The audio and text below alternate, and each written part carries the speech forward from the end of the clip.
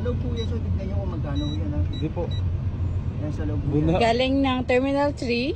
Tapos ang papunta sa sa Buendia is 1,800. Sobra naman, sir. Grabe naman yan, Alam sir. niyo po, ako po'y pastor. Huwag naman po kayong ganyan. Hindi naman po kami mayaman, sir. Hindi po kami mayaman, sir. Walang problema po. Pero yung mga ganyang singilan, hindi po ano yan. Hindi po patas yan. Hindi. Ganda ng 1.8, sir. Naku, hindi patas yan. Pa? Sabi mo, di ba 1.8, sir?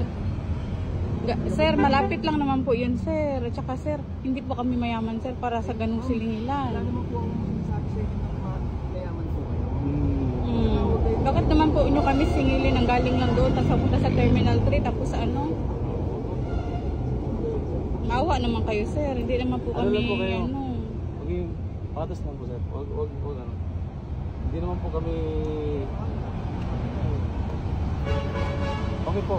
Wala problema. Pero ganun kasi na... Ano na po kasi kami nung ano. Sir, tanggalin nyo na lang yung sa akin dito sa ano. Hindi po ano... Sa 1,350 na po. Hindi po sir. Kaya bigyan mo lang ano, 1,000, okay na yun.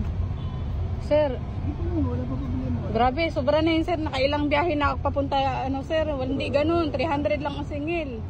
Kaya kanina sinatanong po kita. Sobra na yan, sir. Sana pagpalain po kayo ng Panginoon, sir, sa ganyan ano mo, sir.